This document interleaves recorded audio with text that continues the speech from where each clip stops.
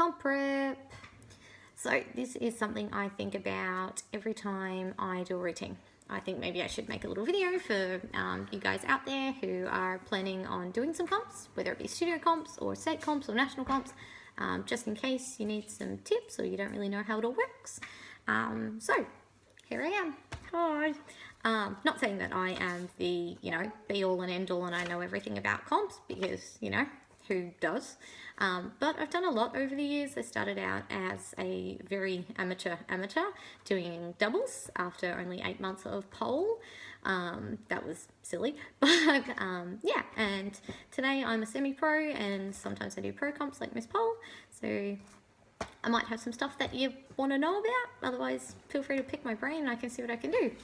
So I've made a little list here of some things that we can chat about over the next couple of weeks. So the very first thing, 101, is the decision.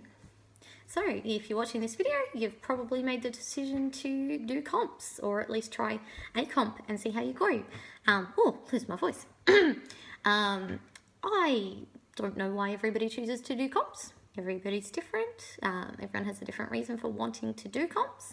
Mine started out, when I very first started, basically my instructor told me I had to. She said, you're going to do Miss Pole this year, and I'd been polling for 8 months, and I said, probably not, and one of my fellow instructors at the time was given the same speech, so we said, how about we do doubles, and that went from there. Danielle and I did our very first comp, was Miss Pole Dance Victoria, 2010, and we were against Philly and Bootsy.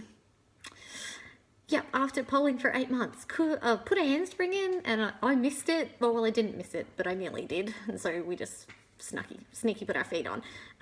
Yeah, but anyway, so that's where that started.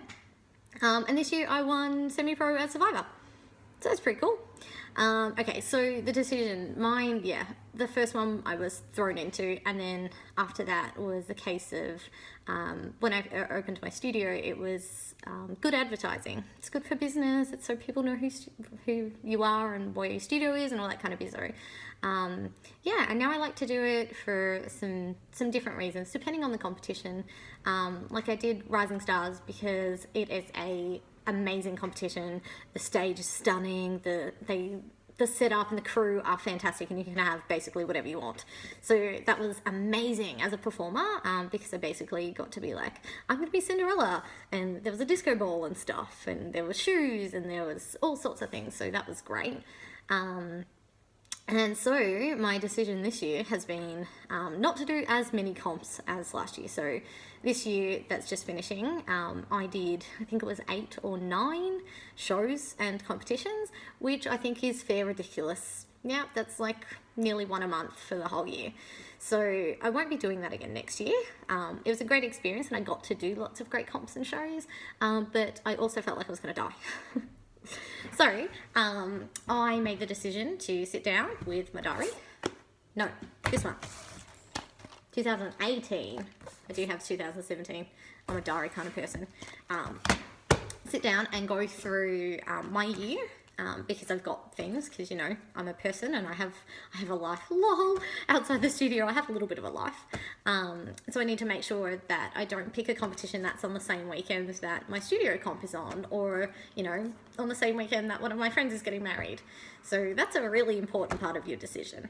Something else that can help. I'm just on my computer. We'll turn this around. Don't mind my very dirty desk. Yeah. I don't know if you can see this. This wasn't very well thought out.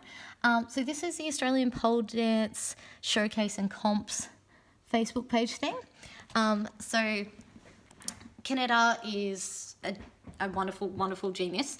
And she created a calendar for the studio owners to put in comps and shows and stuff. So that way we didn't all clash, which is awesome. And she was very kind of us to share it. Very kind of her to let us share it. So I sent the link to Billy. And it's here, just here. So you can click it, and it will take you to this group here. So it's like a Google Calendar kind of situation. The best way to use it is if you go over here. Can you see that? I'm going the wrong way. Over here, you can click list. So you click list and it'll bring them all up. Ta-da! So you can scroll through and have a look. It tells you like when stuff is, encore, royalty, pole cruise, dance filthy. So that way you can make informed decisions about when things are. It is not the be all and end all because we don't know every competition organizer under the sun. We're trying to keep it up to date, but if we don't know about it, we can't put it up there. But it is a really good thing for you to have a look at to help you make your decision. Also, when you're putting it in your diary and thinking about which comps you're going to do, don't just think about the day of the comp, because you know it might not be the day of your best friend's wedding, but it might be the week before, or she might be like freaking out and need you to be there, and you're like, oh sorry, I can't, I'm training. That's probably not going to go down so well. Or, you know, if it's the week around your mum's birthday, she might be having a birthday thing on that day. So think about those things. Think about your training as well, because you don't just get up on the day and do it. This is weeks, months, years of training coming to a head. So think about that as well. Think about, will I have the time? Do I have placement at uni? Am I going to have time to sit down and plan? Am I going to have time to get to the studio outside my class times to train? Am I going to have time to sew my costume? All that kind of stuff. So those are some really big decisions that you need to think about. I think a lot of people don't realize how much goes into competing. They think, oh yeah, you know, it's cool. I can do a routine. I can do some cool tricks. I can just come in and train and that'll be totally fine. But that's not always how it works. Yeah, sometimes you plan on training, you know, Monday, Wednesday, Friday, Sunday, and then, you know, life. So you can't train on Monday, and then, oh no, I've only got these couple of days, and then, oh, well, actually I got sick, so I couldn't train Wednesday either. If you've only given yourself a week, you're probably going to be in trouble. Yeah. So those are some things that you can think about in your decision making.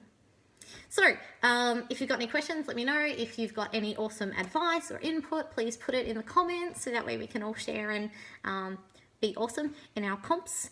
And I will do another little video soon about what kind of comps you should apply for. Yeah. And then all the other stuff that we were talking about, comps, applying, getting in or not getting in. What else have I put?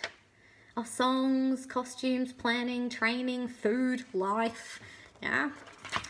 I left space because there's going to be other stuff, I can guarantee it. And it doesn't always go in order either.